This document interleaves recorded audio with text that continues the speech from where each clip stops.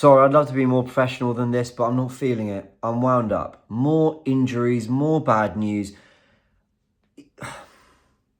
I've got my gripes with Arteta and his system and, the approach against Man City and all that, but there is no point discussing the wider context of winning the title when you can't get your players on the pitch. Now, I know we've got a squad built for it, but my word, the injuries are starting to get so frustrating. And I've kept quite calm on a lot of them so far because the squad is so good. But at some point, you need your players available to be able to rotate. Even if you can get out a good first 11 week in, week out, you need to be able to rotate and manage those minutes better and have certain game plans for certain teams. And Arsenal and Arteta are being denied the ability to truly do that. Why am I saying all this? Because Kai Havertz and Hincapie, as you can see from the title and the thumbnail, they've sustained injuries, but the injury updates aren't looking any better. So, Connor Hum was posting what Mikel Arteta had to say on Kai Havertz. And he said, with Kai, we know that it will be months with him. He's already done a month out. We know that it will be months with him. I don't know if it can be weeks. You never know because this is Kai and he's a different specimen. We really miss him. Hopefully, he will be back and back for the long term as well. So it is very important to look after that knee. So far, he's progressing pretty well. Now, I thought we knew it was already about 2 months. So I would be thinking that having been over a month since... Okay, it's 5 days over a month since that Man United win where he got the injury. I'd be hoping we were 3 weeks away, maybe a month at best. But to hear that it's going to be months? I mean, what, 2, 3?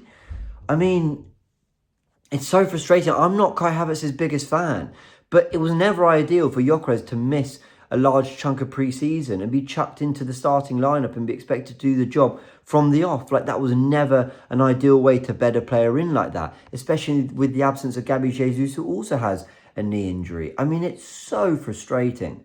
It's so frustrating. So we're now in a situation where our two starting central forward players of Ødegaard and Havertz, who were brilliant in the run in 23-24, are out the 11. So we're doing something new with a different group of players. And that's fine because not everyone is Kai Havertz's biggest fan. A lot of people aren't happy with Ødegaard's form. That's fine. But look at how Martinelli has responded to the squad depth. Look how Martinelli has progressed in just 2 games because of the players we've added, the competition we've added, and pulling him out the team, bringing him into games to have a different kind of impact. And look at the player we're seeing. Why could that have not been the case for Havertz and Ødegaard? Actually, it was looking like it had been the case for Havertz because he came on against Athletic Club in the pre-season game at the Emirates and he scored a brilliant goal.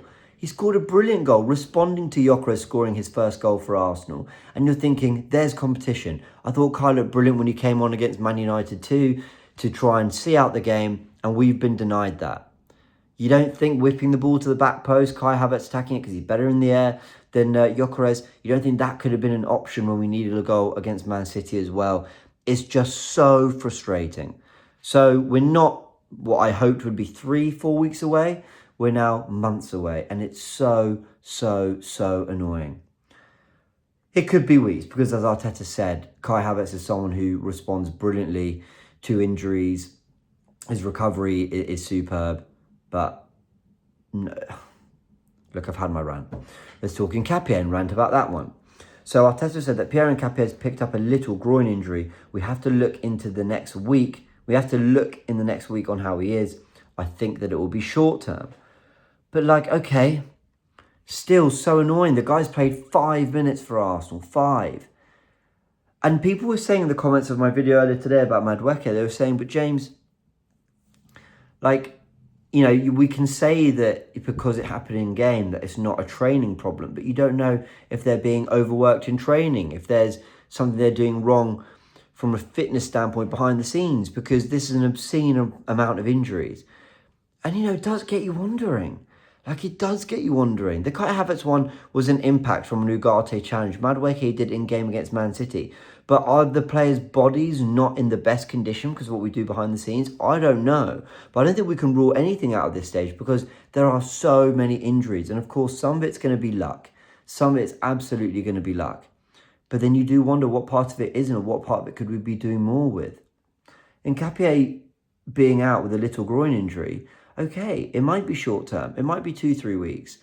But we kind of wanted to play this game against Port Vale. Because now we might have to ask a injury-prone Calafiori to play centre-back in this game against them.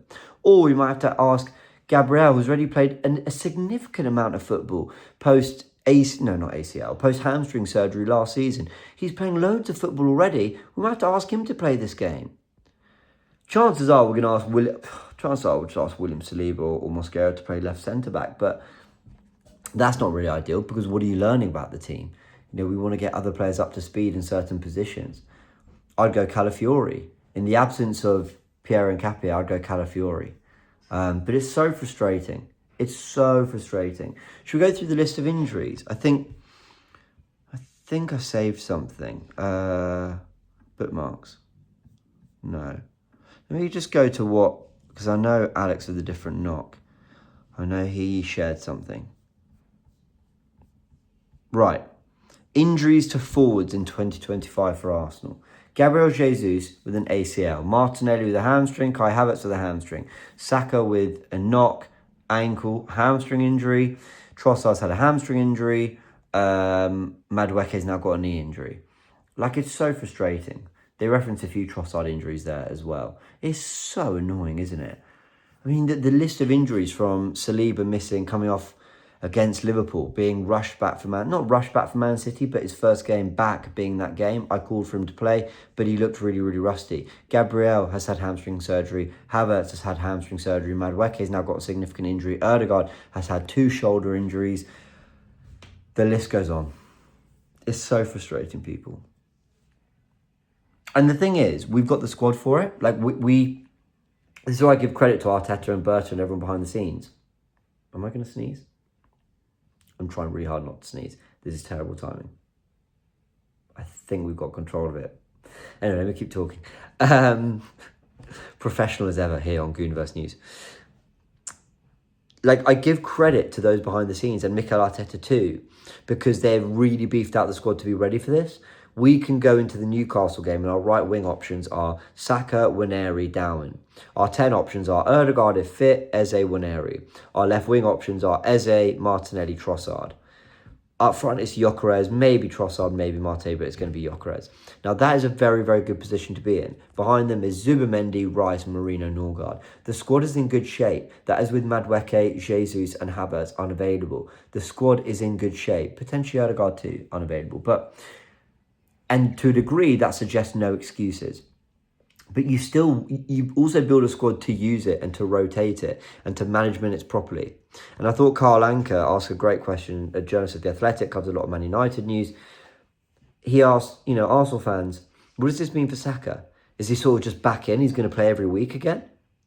How do we balance that out? Which is why I see Nwaneri and Saka as one side, Eze and Ødegaard, Martinelli, Trossard, but Eze will probably start on the left, so Trossard could cover in the 10, or one of them could cover out wide, so Nwaneri can cover in the 10. That's how I see the squad being readdressed, because Saka can't just be chucked in to just play every game now. 2 hamstring injuries, 2 separate hamstrings. We're lucky the last one wasn't too serious, but it's just no way to be trying to challenge for a title. We have our own problems we can fix.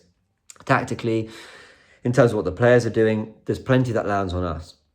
But the injuries are not our fault. Oh, are they? That's the question in the comment section below. But to a degree, they're not. To a degree, they're luck. So it just gets so annoying trying to talk about title races when this is our injury situation. Thoughts in the comment section below, as always, guys. There's been a Goonerverse podcast out. Go have a look at that. Sharon and I discussed plenty of things, but mainly the Man City fallout. All right, catch you in a bit.